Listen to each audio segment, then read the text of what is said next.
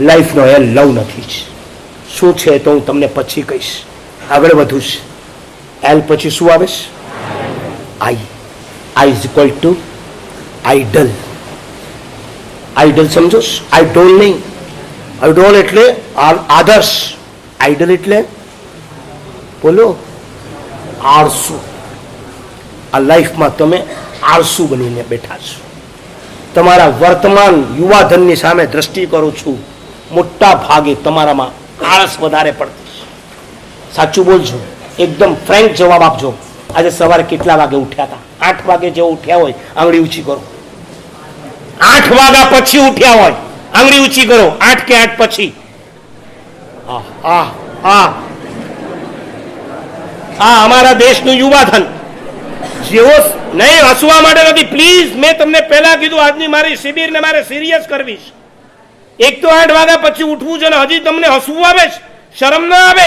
હું શું કહેવા માંગુ છું એટલું તમને નથી સમજાતું? 8 વાગ્યા સુધી તમે લોકો ગાદલામાં પડ્યા હો. તમારી માં એમને તમને ઈચ્છા ન થાય કે આજે સન્ડે છે, મારી માને રોજ સવારે 5 વાગ્યામાં ઉઠે છે, કદાચ પ્રતિક્રમણ કરતી હશે, સામાયિક કરતી હશે, પાણી ઠારે છે, એ પછી પૂજા કરે છે, અમારા બધાના નવકારસીના નાસ્તા, અને તમને હવે ખાખરા તો જોઈતા નથી, તાજો નાસ્તો જોઈએ છે, ગરમ નાસ્તો જોઈએ છે. તમારી માં કઈ નોકરાણી નથી કે આખો દિવસ કૂચે મળે. તમને વિચાર ન આવે કે સોમથી શનિ ચલો મારા ક્લાસીસ છે, કોલેજ છે, સર્વિસ છે, હું રવિવારે ફ્રી છું. મમ્મી આવતીકાલે મને જરાક વહેલી ઉઠાડશે, હું કાલે તને હેલ્પ કરીશ. કીધું ખરું? 8-8, 9-9. મને ઘણી વખત ઘણા મા બાપ આવીને કહેતા હોય છે, સાહેબ અમે વ્યાખ્યાનમાંથી ઘરે જશું ને પછી એને ઉઠાડશું, 11 વાગે ઉઠીશ. એવા નબીરાઓ છે. તમે તો શાલીભદ્રના એક બાપ બનીને બેઠા છો. શાલીભદ્રે કદાચ 11 વાગે નહોતો ઉઠતો, એ સવારે ટાઈમ ટુ ટાઈમ ઉઠતો હતો. તમે એવા કેવા પુણ્ય લઈને આવ્યા છો કે રાતના મોડા સુવાનું અને સવારના મોડા ઉઠવાનું?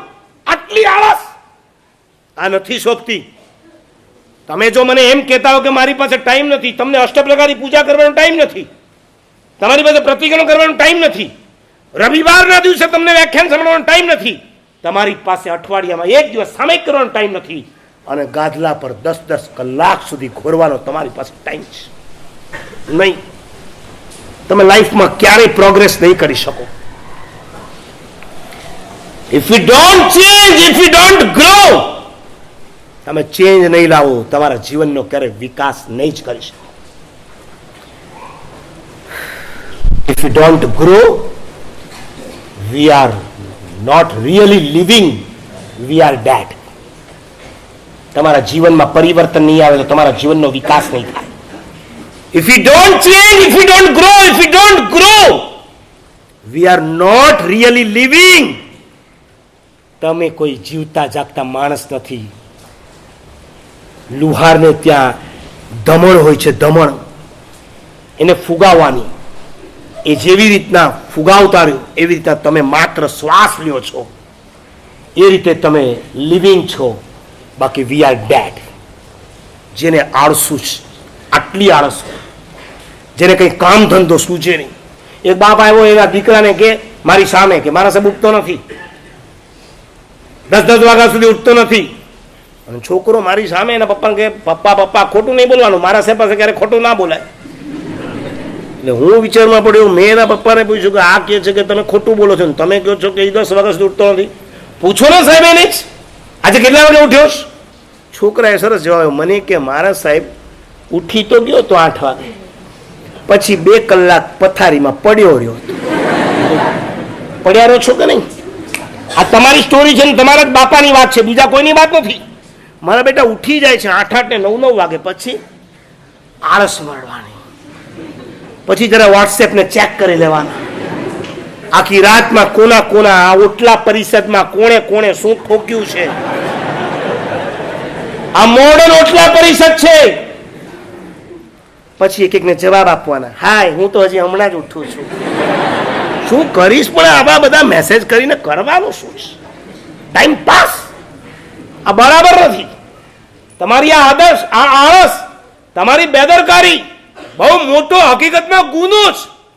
મારા હાથમાં જો તમારા કેસ આપી દેવામાં આવે તો હું એક એકને પનિશમેન્ટ ફટકારું. સવારનો બ્રહ્મ મુહૂર્તનો સમય કહેવાય. તમને જો બે પ્રતિક્રમણના ઠેકાણા ન હોય, રોજ ટાઈમ નથી મળતો, તો રવિવારના દિવસે થોડાક વહેલા ઉઠી અડધો કલાક એક બે પ્રતિક્રમણની ચોપડી લઈને જરાક તો ભણો. કમસે કમ તમને પજુષણમાં કામ લાગશે.